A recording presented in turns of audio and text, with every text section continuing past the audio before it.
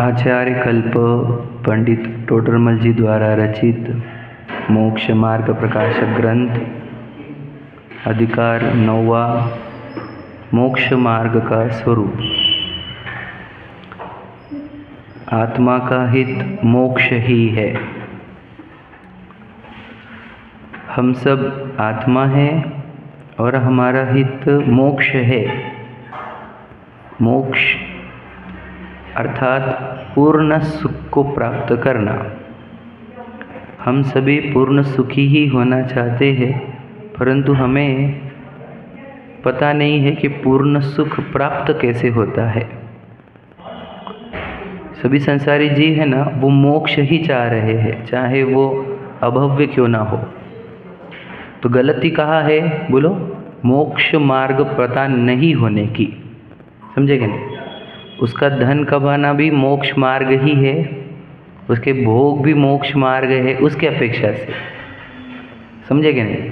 वो सुखी होने के लिए ही कर रहा है ना। धन, भोग, वैभव, संग्रह वो काहे के लिए कर रहा है? पूर्ण सुखी होने के लिए। मतलब वो उसको मोक्ष मार्ग समझ रहा है, इसलिए वो दिन भर प्रयत्न करता है मोक्ष का ही।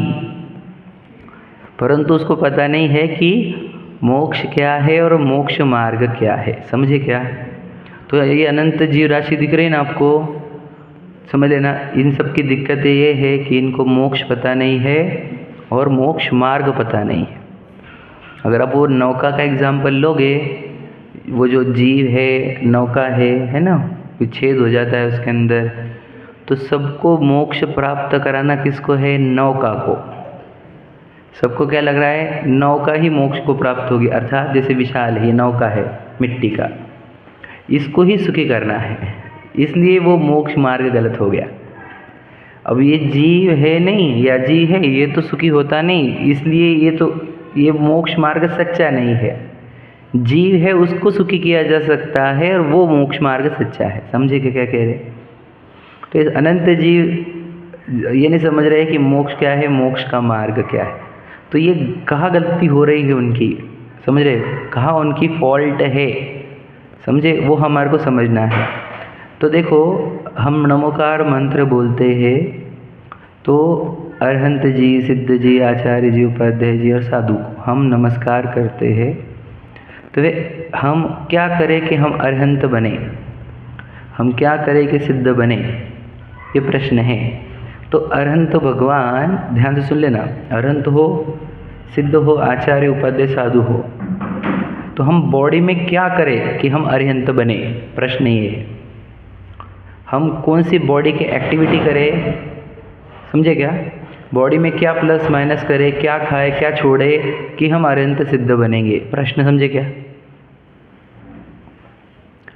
समझे क्या कह रहा हूँ? मैं बॉडी से क्या करूँ, इस शरीर से मैं कौन सी एक्टिविटी करूँ, क्या खाऊँ क्या छोड़ूँ, है ना, किसको लाऊँ किसको दूर करूँ कि मैं अरहंत सिद्ध बन सकता हूँ? तो ये अरहंत, सिद्ध, आचार्य, उपाध्याय, साधु शरीर की कोई अवस्था ही नहीं है। ये 5 नाम आत्मा के ही है। बात सही है कि नहीं? ध्यान से सुनना, हमको अभी तक पता ही नहीं।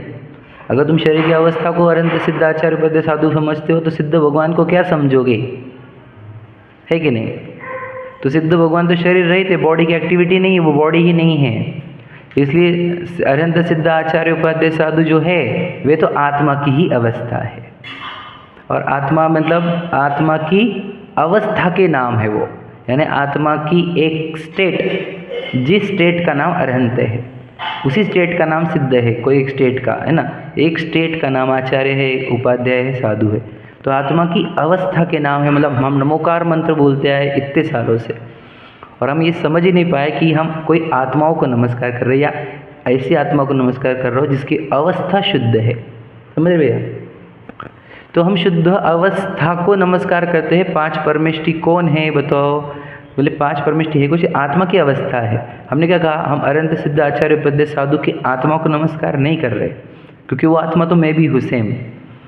हम उन आत्मा में उत्पन्न हुआ, बोलो, वो शुद्ध अवस्था, समझ रहे, वीतरागता, निर्वांछकता, है ना, उसको हम नमस्कार करते हैं। समझे क्या क्या कह रहे?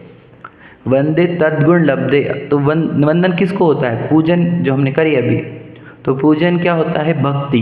पूजन एक भक्ति का भाव है, समझे क्या? पूजन मतलब क्या? गुणों को बोलना, उन्हें बखान करना। पूजन इज इक्वल टू गुणों का बखान करना। भक्ति भी गुणों का बखान करना। बखान मतलब बोलना, रिवाइज करना, बार बार बोलना। हाँ, आराधना नहीं, ये गुण अनुराग होता है। गुणानुवाद वर्ड है, गुणानुवाद, गुण का अनुवाद करना। गुण का अनुवाद क्यों किया जाता है? क्योंकि रूल याद रखना, हम गुण को रिवाइज करते हैं तो गुण प्रकट होते हैं, हम दोषों को रिवाइज करते हैं तो दोष प्रकट होते हैं। रूल याद रखना। हम किसी और के दोष बोलते रहते हैं, इसको समझ लेना हमारे अंदर वो दोष आने वाले हैं, क्योंकि तुम दोष रिवाइज कर रहे हो। और अगर तुम सुबह सुबह भगवान जी के गुण को याद करोगे तो तुम्हारे गुण प्रकट होंगे। तो गुण मतलब क्या? कौन से गुण? ज्ञान गुण, दर्शन गुण की बात नहीं है, उनकी शुद्ध पर्याय, उनकी शुद्ध पर्याय की ही हम पूजन करते हैं, समझे क्या? तो शुद्ध पर्याय की पूजन करते हैं, क्यों? क्योंकि वो शुद्ध पर्याय हमारे को प्रकट हो। सीधी बात समझना आप, ठीक है? तो ये जैन धर्म जो है ये पूरा की पूरा आधारित है आत्मा के ऊपर, समझे कि नहीं? आप पूरी चीज़ें निकाल के देख लो। अब अरहंत सिद्धाचार्य पद साधु क्या है? आत्मा ही है, बता चुका हूँ मैं, अब समझा चुका हूँ, वापस आगे नहीं जाऊँगा मैं। तो फिर हमारे जो उपवास होते हैं वो निरंकार रहते, सबसे टफ उपवास बोले जाते जैनों के, 24 घंटे में, है ना, कुछ भी नहीं लेने का, 36 घंटे, 48 घंटे ना, निरंकार, बिना पानी वाला रहता ना हमारा। तो उपवास भी इतने कठिन। हमारे तीर्थंकर वगैरह वो पहाड़ों पर जहाँ पे जाना दुर्गम था, पहले जंगल थे ना पूरे, वहाँ जाकर साधना कर रहे हैं, जंगलों में साधना कर रहे, प्राणियों के बीच में, ठीक है? उपवास भी हमारे टफ, और हमारे नियम व्रत भी बहुत टफ। हमारे मुनिराज नग्न रहते, दुनिया बोलते से कैसे रह सकते तुम? साधना भी टफ। तो कोई ने ये प्रश्न उठाया, उसने ये उठाया प्रश्न कि अरे भगवान थोड़ी बोलता है शरीर को पीड़ा दो, तुम किस शरीर को पीड़ा देते? उपवास करके, नग्न रहकर, सामायिक करके, पहाड़ों पे जाकर, भगवान थोड़ी बोलता है शरीर को पीड़ा दो, समझे क्या? ये शरीर को पीड़ा देने को धर्म किसने बोल दिया बोले तुम्हारे को, समझे क्या? प्रश्न आया था ना, तो याद रखना। तो हम सच में बोलो, जैन लोग शरीर को पीड़ा देने के लिए धर्म कर रहे हैं क्या? ध्यान से सुन लेना, जिसको आत्मा पता नहीं है उसको यही लगता है कि शरीर की पीड़ा देना ही धर्म है। क्या समझ रहे? शरीर को हम जितना टॉर्चर करेंगे उतना धर्म होगा। सच बता रहा हूँ आपको, ये सच है। जिसे आत्मा नहीं पता वो ऐसा ही करता है धर्म। धर्म इसको ही मानता है, जितना हम शरीर को तड़पाएंगे उतना धर्म होगा। उसको लगता है तपश्चरण ही है, लेकिन वास्तविकता क्या है? इस शरीर को तड़पाने का धर्म नहीं है। ध्यान रखना होगा, ये तो आत्मा को प्रसन्न करने का धर्म। अब आप बात आएगी कि शरीर को, फिर आत्मा को प्रसन्न करने में शरीर तड़पता होगा, ऐसा लगेगा आपको। याद रखना, शरीर को हम पहले ही जड़ मान लिए हैं, वो जड़ है, उसको न सुख है न दुख है, बराबर है कि नहीं? जड़ को न सुख है न दुख है, तो उसको तड़पाने की बात ही नहीं आती। अब बात चल रही वो एक मशीनरी है, यह भी हम जानते हैं, और उस मशीनरी को जो रिक्वायरमेंट रहती है वर्किंग के लिए वो तो हम उसको देते ही है, समझे कि नहीं? उसको अच्छे वर्किंग के लिए कुछ दिन फूड का गैप भी चाहिए ओवरहॉलिंग के लिए, है क्या नहीं? तो वो दे रहे हैं हम, तो हम इम्प्रूव कर रहे हैं उस मशीनरी को, हम उसको थोड़ी तड़पा रहे। समझे क्या क्या कहा मैंने? उसको हम ये जो कपड़े टाइट टाइट कपड़े पहनेंगे, कवर करेंगे, तो उसमें पसीना छूट रहा है, उसको गर्म हो रहा है, क्योंकि वो एनवायरनमेंट को मैच नहीं कर रहा है। एनवायरनमेंट समझो 17 डिग्री चल रहा है यहाँ पर एग्जाम्पल, 25, और यहाँ हमने इतना टाइट पहनेंगे तो 30 डिग्री चल रहा है अंदर, तो पसीना आता है। तो हम एनवायरनमेंट से उसको मैच नहीं कर पाते, समझे क्या? तो नेचुरल जीवन जीते हमारे मुनिराज, एक एग्जाम्पल। तो शरीर के लिए हेल्दी वो, आप समझना, मैं बहुत सारे लॉजिक दे सकता हूँ, पर मैं शॉर्ट में बताना चाहता हूँ कि हमारे जितना जैन धर्म का आचरण है वो तो आत्मा के फेवर में है और शरीर के भी विरोध में नहीं है। हम शरीर को तड़पाना नहीं चाहते, वो तड़पता भी नहीं, क्योंकि वो तो जड़, समझे कि नहीं? जड़ है, लेकिन उसकी वर्किंग भी डिस्टर्ब नहीं करते, उसकी वर्किंग को भी इम्प्रूव ही किया जाता है। समझे क्या क्या कह रहे हैं? तो जैन धर्म का समझ लो, आप पढ़ लो, सामायिक पकड़ो, पूजन पकड़ो, भक्ति पकड़ो, तीर्थ क्षेत्र में तीर्थ शिखर जी पकड़ो, है ना, दान पकड़ो, ये सब में शरीर मुख्य है क्या? बताओ। आत्मा मुख्य है? बताओ आप, एक एक क्रिया को लो आप। सामायिक में किसका ध्यान किया जाता है, किसके साथ रहा जाता है? वो शिखर जी में क्यों जाते थे मुनिराज हमारे, है ना? पहाड़ों पर क्यों जाते थे? जंगलों में क्यों जाते थे? उपवास करके, हम उपवास नाम क्यों दिया उसको? सोचो, तो ये पूरा जैन धर्म सेंटर्ड है आत्मा पर, समझे कि नहीं? इसमें शरीर से कोई लेना देना नहीं, क्योंकि शरीर तो मिट्टी का आकार है, कर्मों ने बनाया हुआ, समझे? तो जैन धर्म किधर ध्यान देता है, फोकस किधर करता है? आत्मा की ओर, समझे कि नहीं समझे? तो आत्मा की ओर फोकस करने को ही कौन फोकस करेगा? आत्मा की ओर फोकस कौन करेगा, बोलो? आत्मा के फोकस हमारे वो 3 गुण करेंगे, समझे कि नहीं? 3 गुणों का नाम श्रद्धा, ज्ञान, चारित्र। ये 3 गुण जब आत्मा का फोकस करते हैं तो उसको कहते हैं आराधना, क्योंकि आत्मा है राध, आत्मा को राध बोलते हैं। तो जो आत्मा के आराधना करे, आत्मा के निकट आए, उसको कहते हैं आराधक, आराधना। और जो आत्मा से दूर जाए उसको कहते हैं विराधक, विराधना, समझ रहे? विराधना, राधना, विराधना, समझ गए?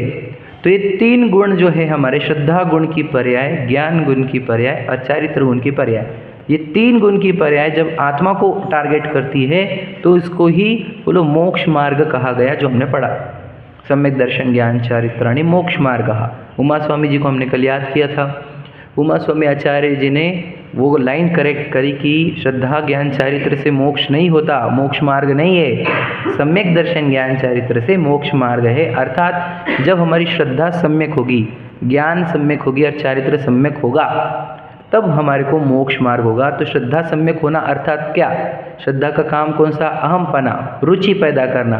तो जब उस श्रद्धा गुण की पर्याय देह की रुचि छोड़कर आत्मा की रुचि करती है, अर्थात देखो इस देह की रुचि क्या करना, इसमें मिट्टी है, इसमें मल मूत्र है, समझे क्या नहीं?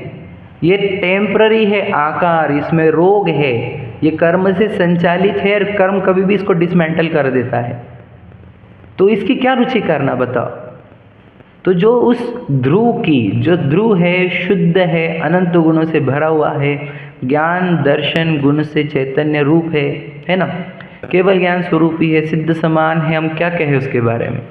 उसकी रुचि छोड़कर देह की रुचि करना, देह में अहमपना करना, यह श्रद्धा गुण की पर्याय की विराधना है, जिसको मिथ्या दर्शन कहते हैं। और इससे ही पूरा संसार है, पूरा संसार इस मिथ्या दर्शन पर आधारित है। क्योंकि श्रद्धा गुण, बोलो, श्रद्धा गुण सबसे स्ट्रॉन्गेस्ट गुण होता है आत्मा का, सबसे स्ट्रॉन्गेस्ट, क्योंकि वो इतना, जिधर श्रद्धा समर्पण देती है उधर चारित्र और ज्ञान भी शक्ति लगाता है। तो जब श्रद्धा गुण ही हमारी देह के लिए समर्पित है तो हमारे ज्ञान और चारित्र भी देह के लिए ही समर्पित हो जाते हैं। समझ रहे क्या कह रहा हूँ? बताओ, हमारी श्रद्धा गुण को कौन प्रिय है? रुचि किधर है उसकी? हमारी श्रद्धा गुण की रुचि देह नहीं है, बताओ, है कि नहीं? तो ये विराधना चल रही है। तो जो आत्मा की विराधना करके, श्रद्धा गुण से आत्मा की विराधना करता है, ऐसे जीव, बताओ, वो कभी धार्मिक नहीं हो सकते। वो चाहे कितने व्रत ले ले, अनुव्रत ले ले, महाव्रत ले ले, वो धार्मिक नहीं, क्योंकि उनकी श्रद्धा गुण ही विराधना कर रही है। समझे कि नहीं समझे? बात समझना, इम्पोर्टेंट बात है।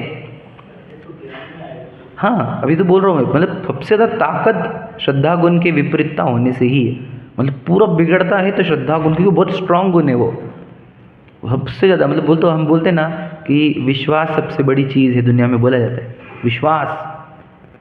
और देखो, विश्वास नहीं समझ में, रुचि, इंटरेस्ट। सोचो, हमारी इंटरेस्ट की अगर जड़ है तो हमारी एनर्जी किधर फ्लो होगी? जड़ की तरफ। चारित्र है वो एनर्जी है, और श्रद्धा है वो क्या है? इंटरेस्ट। तो एनर्जी फ्लो किधर होगी? जिधर इंटरेस्ट होगा। समझ रहे क्या कह रहा हूँ मैं? तो श्रद्धा वो है रुचि, इंटरेस्ट। तो श्रद्धा ने देह की रुचि क्यों करी, ये प्रश्न है कि श्रद्धा ने देह की रुचि क्यों करी। कल जो प्रश्न आया था उसको उत्तर देता हूँ। क्योंकि ज्ञान को देह के सिवा और कुछ दिखा ही नहीं, तो जो दिखा उसको मैं जाना। क्या समझा? अब ज्ञान वो है मेरा, वो इंद्रियों के माध्यम से बाहर जा रहा है, तो उसको रूपी पदार्थ दिख रहे, घर, गाड़ी, बंगले, है ना, और ये सब दिख रहे किसके? इस छिद्र से, इन छिद्र से। तो मुझे क्या पकड़ में आ रहा है? एक तो बाहर की चीज़ है और ये बॉडी, बराबर है कि नहीं? तो ये बॉडी जो पकड़ में आ रही है, इस बॉडी को ही वो मैं जानता है। अब इसके पास दूसरी एंटिटी ही नहीं है यहाँ पर, समझ रहे क्या नहीं? जानना हो रहा है ये पता है, लेकिन जानने वाला कौन ये नहीं पता, तो उसको लगता है ये बॉडी ही जान रही होगी। समझे क्या क्या कह रहा हूँ मैं? तो ये बॉडी को ही वो मैं जान लेता है, समझे क्या नहीं? और जब ज्ञान को यहाँ पर कि एक ही एंटिटी पता है, तो श्रद्धा दूसरी एंटिटी में अहमपना कैसे स्थापन करेगी? क्या समझे? दो तो दिखे पहले, दो दिखे तो वो चुनेगा ना किस में अहमपना स्थापन करना है। दो दिखे ही नहीं ना, एक ही तो दिखा हमारे को। वो एक दिखने का कारण क्या है? वो ध्यान से सुनना, बहुत इंपॉर्टेंट बात है। एक दिखने का कारण, हमें खुद को ही पूछो, मुझे आत्मा कहाँ नज़र आती है? मतलब आत्मा है तो कहाँ, तो हमको लगता है कि इधर कुछ तो भी होगी। इधर क्यों लगती है वो? क्योंकि हमने बताया ना, हम ज़्यादा से ज़्यादा ज्ञान का प्रयोग आँखों के माध्यम से, नाक, जबान और कान के माध्यम से करते हैं। ज़्यादा करके ज्ञान इधर ही रहता है, तो हमको फील होता है कि आत्मा इधर है, यानी सिर पकड़ो या ऐसा कुछ। क्योंकि हम कंटिन्यूस इंद्रियों के माध्यम से देखते रहते, सुनते रहते, टेस्ट करते रहते, समझे क्या? तो इंद्रियों का प्रयोग निरंतर होने से हो क्या रहा है कि हमारे को बाहर की चीज़ जानने में आ रही है और ये देह जानने में आ रही है। तो हम देह के अंदर ही अहमपना स्थापन कर लेते हैं। मतलब क्यों? क्योंकि ज्ञान को दूसरा कोई पता ही नहीं पदार्थ, एक ही पदार्थ दिख रहा है उसको, ये मिट्टी का और बाहर की चीज़ें।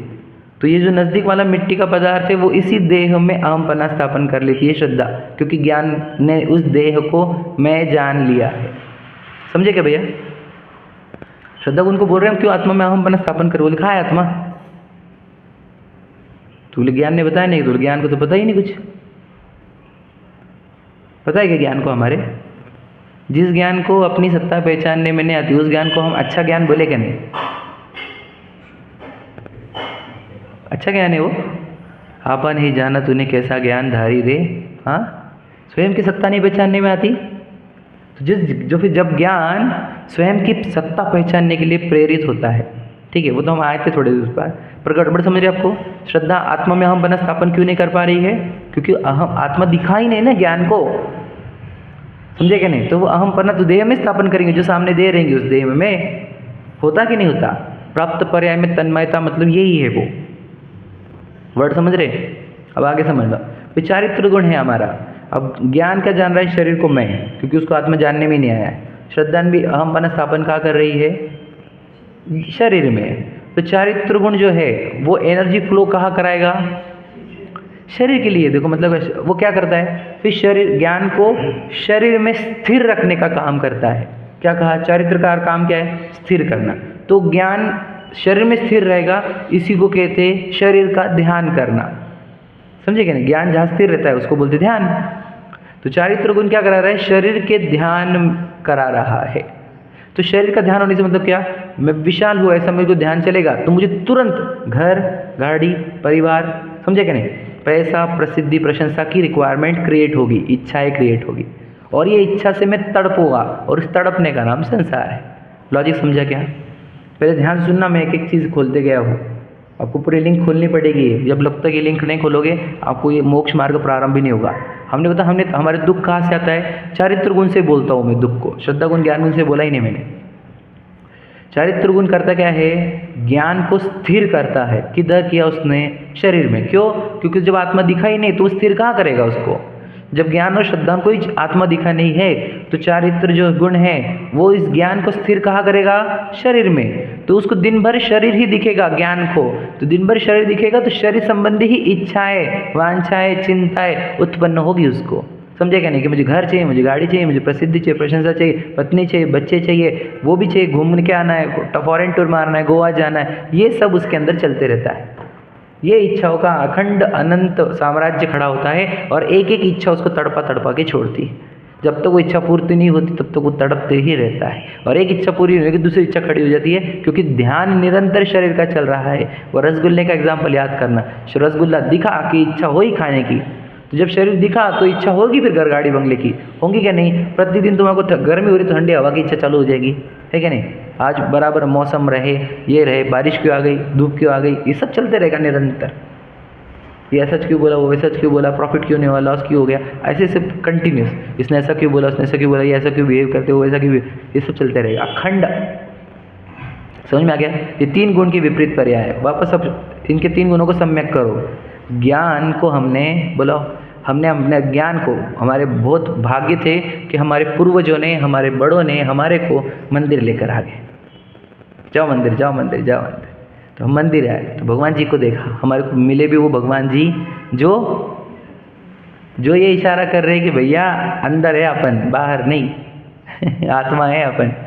तो हम भगवान जी के पास आए, हमारे ज्ञान को एक विषय मिला भगवान जी, और वो देख रहे कि वो अंदर देख रहे थे। हमने उनको देखा कि वो अंदर देख रहे हैं, ठीक है। फिर हमको समझ में नहीं आया तो हमने जिनवानी खोली, मुनिराजों को पूछा अंदर क्यों देख रहे ये, तो बोले भैया अंदर आत्मा होती है। बोले आत्मा होती है, कहाँ है, आत्मा थोड़ी होती है, आत्मा नाम की कोई चीज़ नहीं दुनिया में। ऐसा आर्ग्यूमेंट हमने भी किए कि नहीं किए, मैंने तो किए, फिर कोई आत्मा नहीं होती, दुनिया करती है आर्ग्यूमेंट, है ना। अरे आत्मा नाम की कोई चीज़ ही नहीं है, ये सब काल्पनिक कल्पना है तुम्हारी, ठीक है। तो आत्मा नाम की चीज़ हमने जिनवानी से, गुरुओं से सुनी, फिर हमने उसके बारे में जानना प्रारंभ किया तो पता चला कि देख, जानना जो पर्याय है, ये जो पर्याय निकल रही है तो कोई ना कोई गुण होगा उसमें से निकल रही है, और उसका धारक एक सत्ता भी तो है। जानना होता कहाँ पर है, इस शरीर के कोई भी अंग में जानना नहीं होता, मतलब जानने वाली जब एक सत्ता वहाँ पर उपस्थित है, मतलब यहाँ पर दो एंटिटी है, तो उसको डाउट क्रिएट होगा, क्या दो एंटिटी है, तो ये संशय में आया। पहले विपर्य में था, फिर संशय में आया, ज्ञान में, समझे क्या, तो ज्ञान विपर्य से संशय में आया, फिर दो शंका खड़ी हुई कि मैं आत्मा हूँ कि मैं शरीर हूँ। तो जिनवानी तो बोल रही कि जानन जो हो रहा है, अमूर्तिक एक आत्मा है इसके अंदर, वो तू है, और मुझे तो लग रहा है कि मैं शरीर हूँ।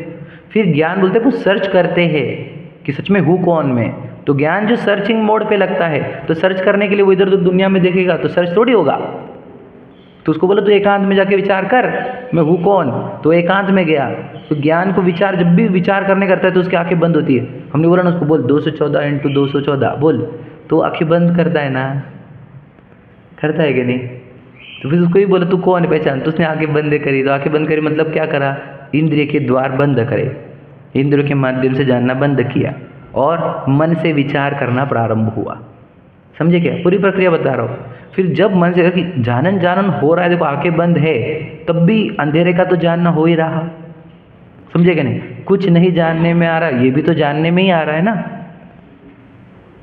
तो जानन तो प्रक्रिया चालू है। तो ये जानन आता कहाँ से, बॉडी के कौन से पार्ट से आता है, नहीं, वो तो द्रव्य गुण पर्याय से देखा जाए तो वो पुद्गल है, द्रव्य गुण पर्याय से देखा जाए तो जानन की पर्याय है, मतलब गुण है मतलब द्रव्य। तो यहाँ पर जानने वाली एक सत्ता है, और ये देखो उसमें से निरंतर जानना हो रहा है।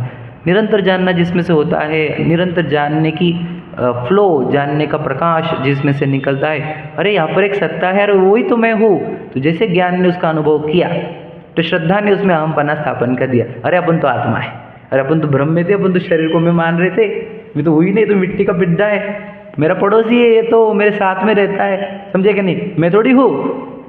तो देह पड़ोसी दिखती है और आत्मा में दिखती है। बोला ना, कौतूहली निजातम का मरकर भी तुम हो जाना, और पड़ोसी बनकर तन का आत्म अनुभव लाना। यही प्रक्रिया है जो मैंने अभी आपको बोली, पूरी लिखी है, अमृतचंद्र जी का छंद है ये कलश, समझे कि नहीं, कि एक बार आत्मा का कौतूहली बन, आत्मा का मतलब स्वयं का कौतूहली बन कि मैं हूँ कौन, और फिर पड़ोसी बनकर तन का आत्म अनुभव लाना। आत्मा का अनुभव करो, ज्ञान से जानो उसको। एक बार ज्ञान ने जान लिया, फिर दो एंटिटी है, एक जानने वाली और एक मिट्टी वाली। तो ज्ञान को जब दो एंटिटी दिख गई तो श्रद्धान भी वो मिट्टी वाली एंटिटी को छोड़ेगी, बोलेंगे क्या फालतू की चीज़ लेके बैठा हूँ मैं, ये मलमूत्र वाला, ये खत्म होने वाला है ना, अध्रुव मलमूत्र वाला, पंचेंद्रिय वाला है ना, ये शरीर में नहीं हुई, याद रखना, ये प्राणी है, इसके दांत जबड़े सब है, इसको समझे क्या नहीं, बाल वगैरह, ये पुरुष आकार स्त्री आकार, लिंग उसको देना, ये सब प्राणी का शरीर है, ये मैं नहीं हूँ, ये कर्मों ने बनाया हुआ शरीर है ये। तो उसको पता चलता है ये। फिर श्रद्धा उसमें अहमपना स्थापन करती है, किसमें, चैतन्य में। जब श्रद्धा अहमपना स्थापन करती है चैतन्य में, आत्मा में, ज्ञान उस आत्मा को जानता है, तब अब चारित्र क्या करता है, अब चारित्र क्या करेगा, अब चारित्र उस आत्मा का ध्यान करेगा थोड़ा थोड़ा स्टार्ट में, समझे कि नहीं, फिर बढ़ते बढ़ते जाएगा ध्यान। तो जितना आत्मा का ध्यान बढ़ेगा उतने आत्मा के संबंधी विचार आएंगे, उतनी सुख शांति मिलेगी, क्योंकि जितना आत्मा जानने में आएगा, जितना आत्मा का ध्यान होगा, उतनी उतनी इच्छाएं नष्ट होती जाएगी, और उतनी इच्छा नष्ट होने से उतना सुख प्रकट होना चालू हो जाएगा। और जिस दिन पूर्ण ध्यान हो जाएगा आत्मा का, उस दिन पूर्ण इच्छा नष्ट होकर पूर्ण सुख प्रकट हो जाएगा, और उस पूर्ण सुख का नाम ही मोक्ष है। दैट इज सम्यक दर्शन ज्ञान चरित्राणि मोक्ष मार्ग। ये तो हमने पूरा लॉजिकली सिखा दिया आपको। एकदम लॉजिकल। इसमें आप अगर आपको डाउट होता तो आप हाथ खड़ा करते कि यार नहीं नहीं ऐसा थोड़ी रहता। एक तो आपको समझा नहीं होगा या फिर एक्सेप्ट हो गया होगा दो में से एक कंडीशन है। बोलो सही लग रहा कि नहीं लग रहा? सोचो सुख से कनेक्शन नहीं इसका हमारे, डायरेक्ट सुख से कनेक्शन है। क्या इच्छा होती, दुख होता, इच्छा का अभाव होगा तो सुख होगा। ये तुम्हें कितने से सिखा रहा हो इच्छा का। तो इच्छा का अभाव होगा कब होगा? वो परिपूर्णता का अनुभवन।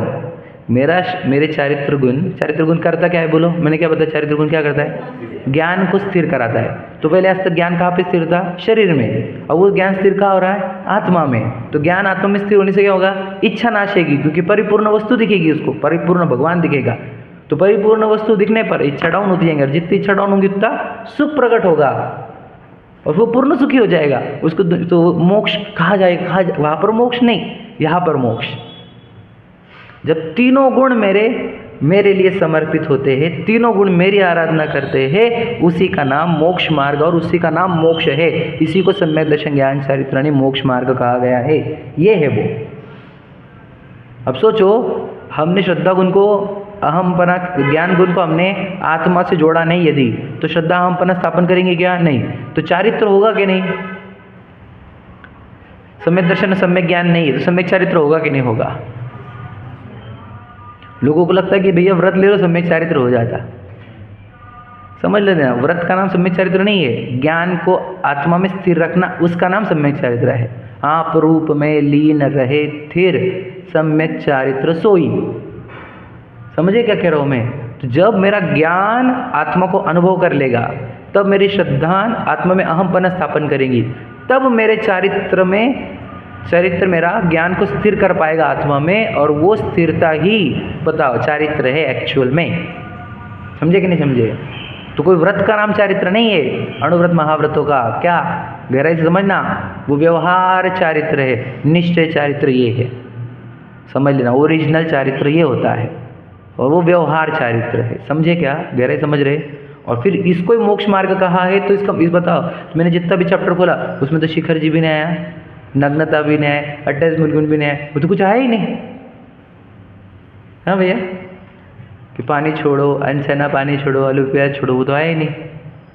तो बेटा जैसे जैसे तुझे स्वयं को जानने की जिज्ञासा होगी, तू वैसे वैसे अभक्ष चीज़ें छोड़ते चलेगा, खराब चीज़ें छोड़ते चलेगा, अन्याय अनीति छोड़ते चलेगा, अभक्ष छोड़ते चलेगा।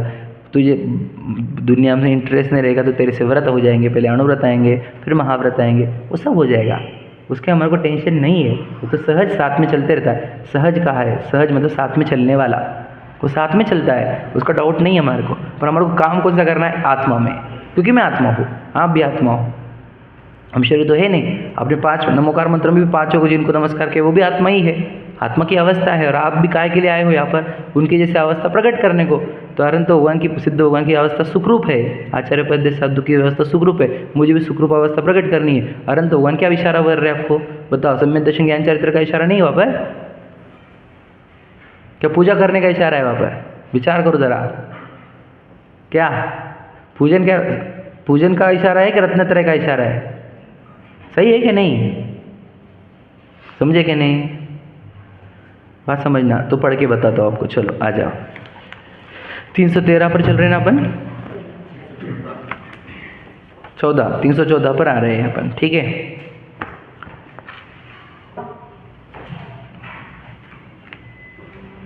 देखो, मैं 313 की आखिरी लाइन से शुरुआत कर रहा हूँ, ठीक है। 313 की आखिरी लाइन, तथा कितने ही कारण ऐसे हैं जिनके होने पर कार्य सिद्धि होती ही होती है, और जिनके न होने पर सर्वथा कार्य सिद्धि नहीं होती। समझ में आ गया? मतलब क्या? कुछ कारण ऐसे होते हैं दुनिया में जिनके होने से कार्य होता ही होता है, और जिनके नहीं होने पर कार्य नहीं होता। उस कारण को हम कौन सा कारण बोलते हैं? नियामक कारण, बराबर। तो उन्होंने कहा कि जैसे सम्यक दर्शन ज्ञान चरित्र की एकता होने पर तो मोक्ष होता ही होता है। हमने रत्नत्रय कर लिया लेकिन मोक्ष नहीं हुआ ऐसा नहीं होगा कभी।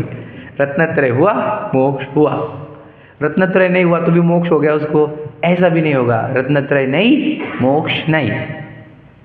समझ में आ गया? सम्यक दर्शन ज्ञान चरित्र है तो मोक्ष है, हमने दर्शन जाएगा ज्ञान चारित्र नहीं है, मोक्ष नहीं है। इंद्रियों के साथ, इंद्रियों के बिना सम्यक दर्शन, सम्यक ज्ञान, सम्यक चारित्र तीनों भी आत्मा के कार्य है, तो इंद्रिय का कोई कनेक्शन ही नहीं है। ज्ञान को स्थिर करना है हाँ, वो तो आत्मा को तुम किस में स्थिर करना चाहते हो? ज्ञान को आत्मा में। तो वो आत्मा कैसी है? तो ज्ञान को स्थिर करना है तो इंद्रिय का प्रयोग बंद करना पड़ेगा, तो उसको आत्मा में लेकर जाना पड़ेगा। सबसे पहले प्रक्रिया शुरुआत कहाँ से होती है? इंद्रियों को बंद करने से ही शुरुआत है। आपको एकांत में जाना होगा, एकांत में इंद्रियों का प्रयोग बंद करना होगा। अपने ज्ञान को आँखों के माध्यम से भी बाहर मत जाने दो, उसको जानना जहाँ से हो रहा है उसको जानने के लिए प्रेरित करो। समझ रहे ना? प्रक्रिया तो पूरी खोल दी है हमने तुम्हारे सामने, अब करो या नहीं करो, अब दैट इज़ योर चॉइस। समझे कि नहीं? प्रक्रिया तो सामने है। अपने ज्ञान को अपना आत्मा में लेके जाते कि नहीं? बताओ, इस ज्ञान को तुम बाहर लेके जाओगे, भिखारी बनेगा वो, मांगते फिरेगा जिंदगी भर, दो भैया दो भैया। और जैसे तुमने इस ज्ञान को आत्मा में लेके गए तो बोलते मुझे कुछ नहीं चाहिए, तो अमीर बनेगा। आत्मा में लेके जाना अमीर बनाना है, बाहर लेके जाना भिखारी बनाना है उसको। तो अपने ज्ञान को अंदर लेके जाओ, एकांत में बैठो, चिंतन करो, मैं कौन हूँ, मैं कौन हूँ, हु एम आई। समझे कि नहीं? बताओ, ये भ्रम है, हमने बच्चों को पाठशाला में सिखाया, कल मैं बताऊँगा आपको, वीडियो में बताऊँगा। ये इल्यूजन है, हमने हिप्नोटिज्म का प्रैक्टिस करके बताया उनको कहते कि हिप्नोटिज्म रहता है, ये हिप्नोटिज्म करके बताया गया है मुझे कि मैं विशाल हूँ, आई एम हिप्नोटाइज्ड। समझे कि नहीं? मोहन ही हिप्नोटाइज करता है, उसका काम ही हम मोहन। तुम्हें हिप्नोटिज्म से बाहर हो भैया, ये विशाल अपन नहीं, ये बॉडी अपन नहीं, अपन तो जीव, मैं जीव राजा, अनंत गुणों का पिंड। हिप्नोटिज्म से बाहर आने के लिए हम कर रहे हैं सब। एक बार हिप्नोटिज्म से बाहर कब आएगा? जब ज्ञान को अंदर लेके जाओगे तो पता चलेगा रियल एंटिटी तो अंदर है, रियल मी। अरे फोन, एक आईफोन है, एक रियल मी है, एक MI है मी, एक मी है, एक रियल मी है और एक आई है। बताओ, ये सब हमारे ब्रांड है आई मतलब मैं, मी मतलब भी मैं, MI जो रहता है मी, और रियल मी भी मैं ही हूँ, रियल मी। ये तो फेक मी है, समझे कि नहीं? है कि नहीं? समझो बात को। ये तो रियल मी में जाओ, रियल मी को खोजो, who am I, who am, सच्चाई में मैं कौन हूँ, मैं सच्चाई में मैं कौन हूँ। ये जब हमारे अंदर प्रश्न पढ़ते हैं तब उत्तर निकलता है कि अरे इधर ध्रुव शुद्ध चैतन्य वो मैं हूँ। समझे कि नहीं? यहाँ पर जो शुद्ध चैतन्य सत्ता है